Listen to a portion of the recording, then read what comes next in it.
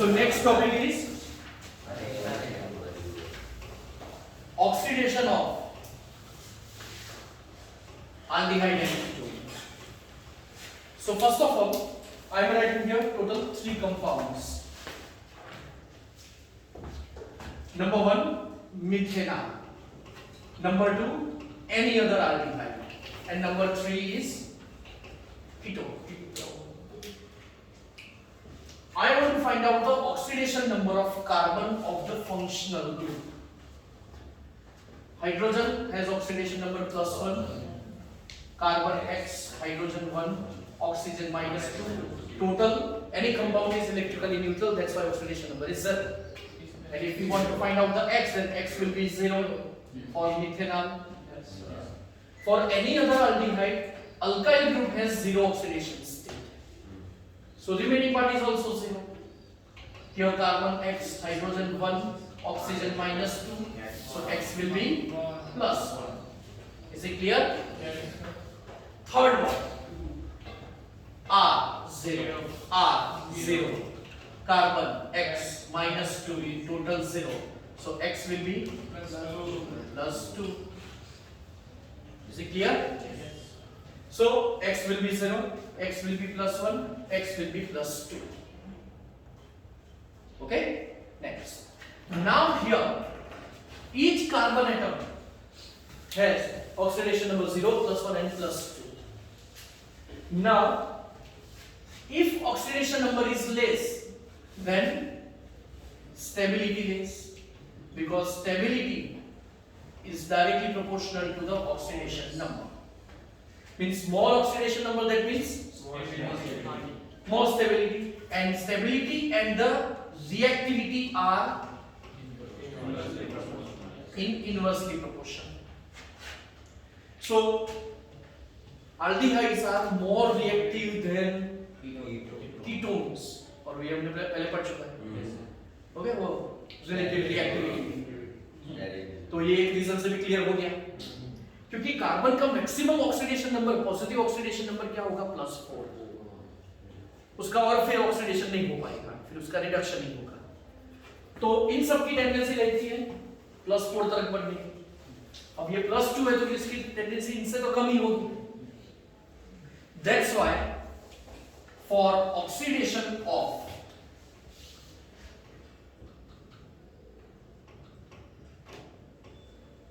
aldehyde, weak and strong oxidizing agents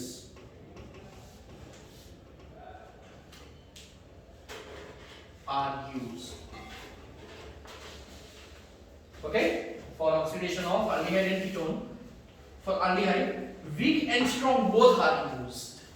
Means weak and strong, both the types of oxidizing agents can oxidize aldehyde. But for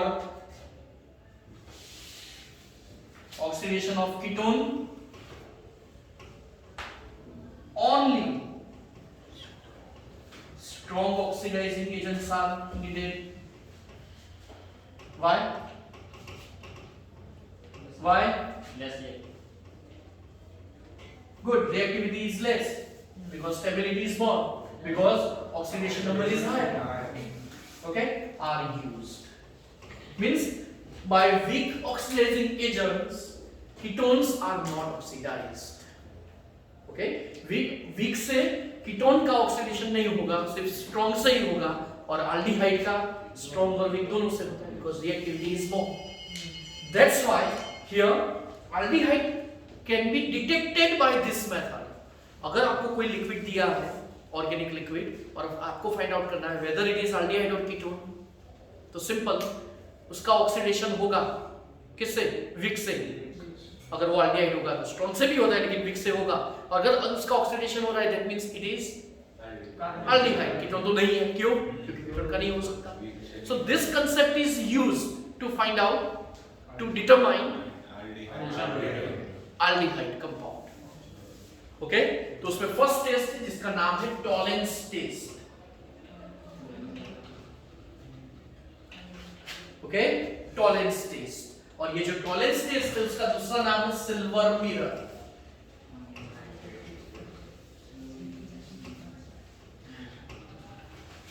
silver mirror. तो ये silver mirror test है इसका। इसमें main AgNO3 and NH4OH दोनों हम mix करते हैं और उसमें थोड़ा बहुत जब NaOH ऐड करेंगे, आई थिंक टेक्स्ट बुक में नहीं दिया है NaOH का, OH माइनस भी मतलब भाई NaOH, हाँ, जिससे आपको मिलेगा टॉलेंस रिएजेंट।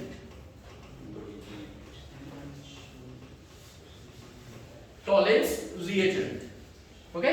तो ये जो टॉलेंस रिएजेंट है इसका फॉर्मूला है AgNH3 twice OH।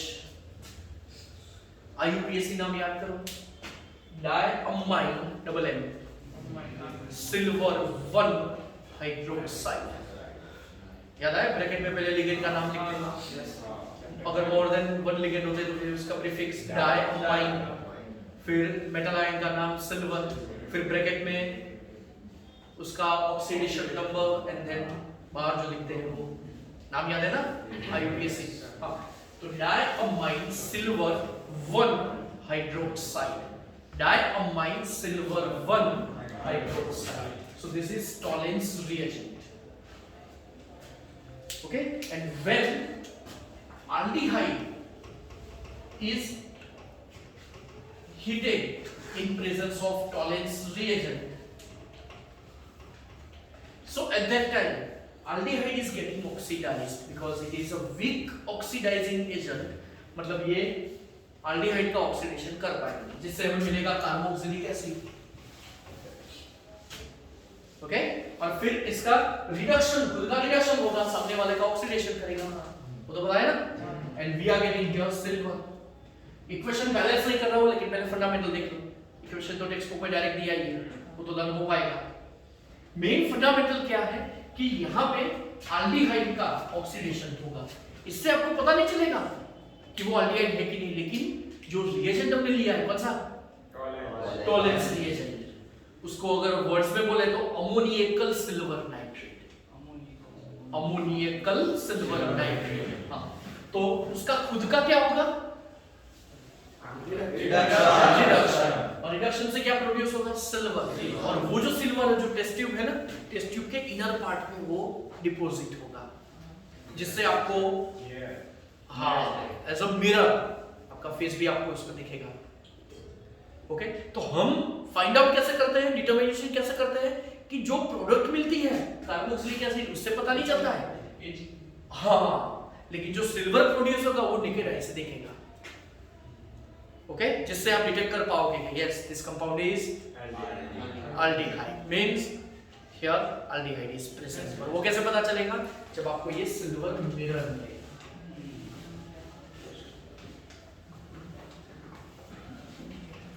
ओके। तो ये हुई इसकी रिएक्शन। और मतलब अब उल्टा बोले हम, सिल्वर मिरर क्यों बोला, because this Tollens reagent is getting reduced. How is it reduced? Because it can oxidize aldehyde. और वो aldehyde नहीं है, चलो कीटोन है, तो फिर ketone cannot be oxidized by this, means it should not be reduced, silver mirror नहीं मिलेगा। Is it clear? Yes sir। दूसरी एक रिएक्शन और लेते हैं, ध्यान से देखना, उसका नाम है फैलिंग रिएक्शन, फैलिंग टेस्ट। इसमें जनरली दो सॉल्यूशंस हम यूज करते हैं, solution A and solution B। जो सॉल्यूशन A है उसका नाम है कॉपर सल्फेट, और सॉल्यूशन B है that is sodium potassium tartrate. क्या नाम है, sodium potassium tartrate and NaOH।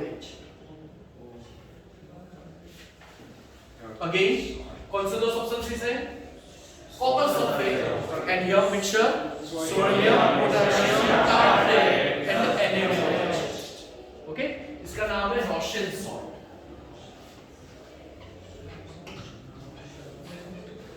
Okay. तो ये दोनों मिक्स करते हैं हम,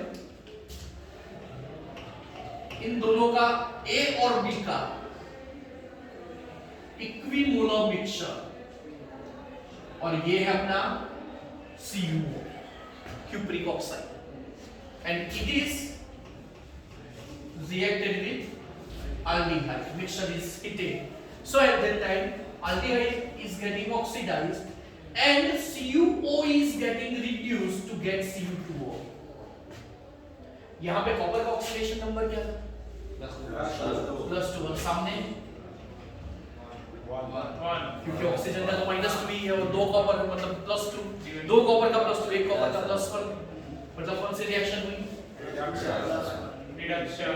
और यहाँ पे देख लो ऑक्सीडेशन ही होगा, हमने अभी फाइंड आउट किया ना, +1 और यहाँ पे +4, सॉरी +3। समझ आ रहा है? चलो अब ये जो Cu2 है, Cu2O है, उसका नाम है cuprous oxide and it is red color insoluble substance। तो अगेन आपको पता कब चलेगा कि aldehyde रेड पीपीटीज नहीं कहते, मींस ओके। रेड पीपीटीज क्यों मिले? क्योंकि CuO का रिडक्शन, वो रिडक्शन कब होगा कि वो जब सामने वाले का ऑक्सीडेशन कर पाएगा। सामने वाला कब ऑक्सीडाइज हो पाएगा? जब वो aldehyde होगा तभी। That means aldehyde is present। चलो अब सीधा aldehyde is getting oxidized, that means CuO is getting reduced और उसका रिडक्शन से आपको Cu2O मिलेगा और वो कौन से कलर का? रेड कलर और insoluble। That's why we are getting the PPTs, precipitates। Okay? Rochelle salt याद रखना, it's a sodium potassium tartrate। Okay, formula भी इसका इजी है, देखना तो डिफाइन देखो, it's a COONA, then CHOH 4 times, and then 2 times, and then COOK. This is sodium potassium tartrate। Ester COO minus दोनों जगह पे देख लो। ओके, तो दोनों टेस्ट